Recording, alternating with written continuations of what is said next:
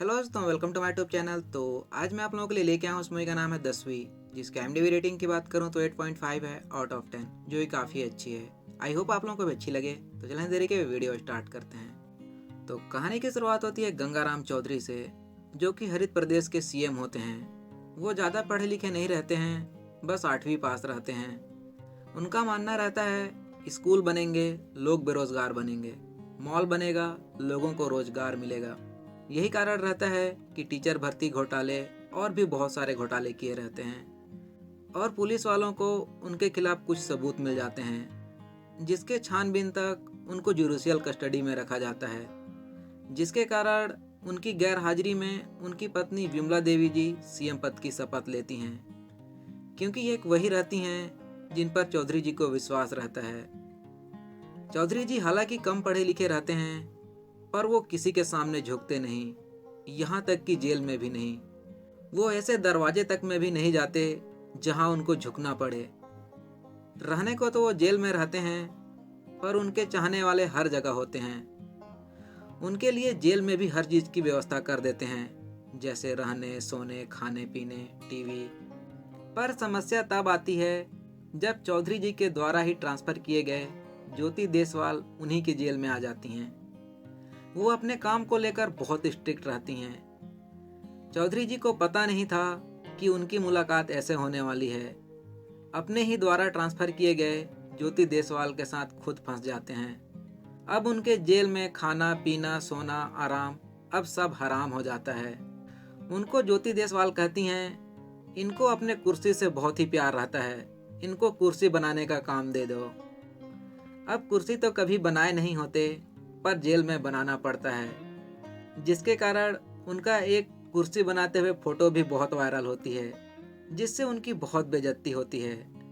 उनकी पत्नी CM विमला देवी जी jail में अपने पति चौधरी जी से मिलकर ज्योति के ट्रांसफर के बारे में बात करते हैं, पर विमला जी कहती हैं, जो फैसला आपने लिया हो मैं उसे नहीं काट सकती, नहीं तो जनता क्या कहेगी कि सत्ता में आते ही अपने पति के फैसले का विरोध कर रही है। चौधरी जी का छोटा भाई उनको जेल से छुड़वाने के लिए सीधे जज तक पहुंच जाते हैं। उनको घूस भी देने लगते हैं, पर बात नहीं बनती, बल्कि और बिगड़ जाती है। उनका बेल भी रिजेक्ट हो जाता है और छोटे भाई को वार्न करते हैं, अगर जज को दोबारा रिश्वत देने की कोशिश करेंगे तो आपको भी सजा मिलेगी। अगले दिन जब चौधरी जी कुर्सी बनाते रहते हैं, तब कुछ लोग लाइब्रेरी जाते रहते हैं।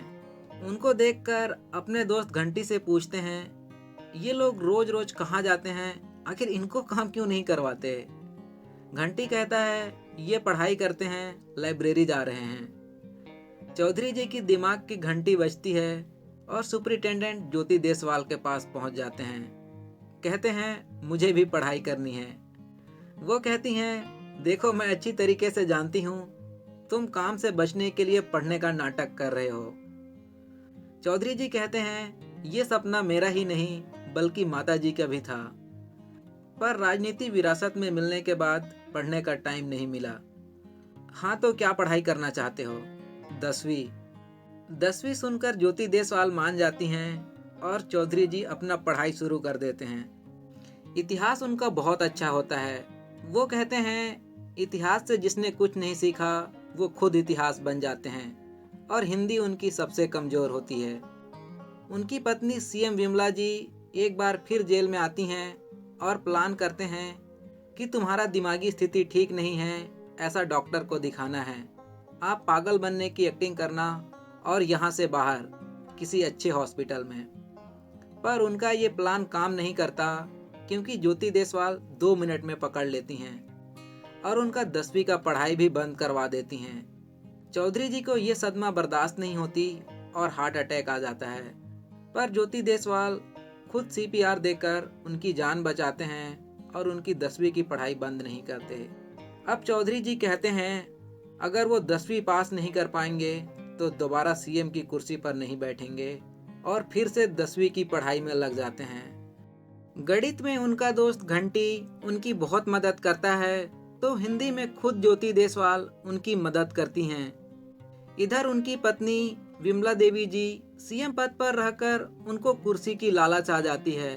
वो चाहती हैं कि उनके पति चौधरी जी फेल हो जाएं ताकि वो सीएम बनी रहें, और एग्ज़ाम के टाइम टेबल में हिंदी को पहले करवा देते हैं। चौधरी जी जब ये टाइम टेबल देखते हैं तो वो थोड़ा नर्वस हो जाते हैं, बट एग्ज़ाम देने ज़रूर जाते हैं।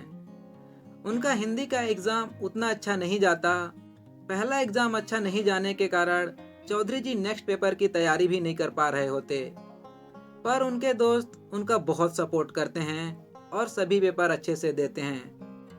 तब तक उनका रिहाई का भी टाइम आ जाता है।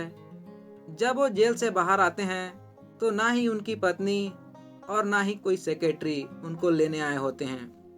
उनका छोटा भाई अकेले ही आया होता है। चौधरी जी सीधे सीएम विमला देवी जी के ऑफिस जाते हैं, जहां उनकी पत्नी खुद उनके खिलाफ षड्यंत्र रचती रहती हैं और उनको पार्टी से निकाल देते हैं। पार्टी का कोई भी आदमी चौधरी जी का साथ नहीं देते। वो कहते हैं श्रीमती विमला देवी जी जनता पार्टी नहीं लीडर फॉलो करती है, और अपने कुछ पुराने दोस्तों के साथ मिलकर फिर से चुनाव लड़ते हैं। लेकिन इस बार चुनाव जीतते ही नहीं बल्कि 10वीं भी पास कर लेते हैं।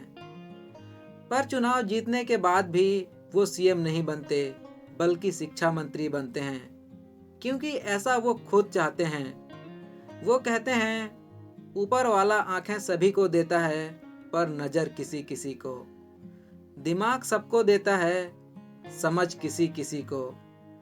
ये जो आंखें और नजर, दिमाग और समझ का अंतर है, ये शिक्षा से बनती है, और शिक्षा बहुत ज़रूरी है, और मूवी खत्म हो जाती है। आई होप ये स्टोरी आप लोगों को अच्छी लगी होगी, शायद ना भी। Thank you.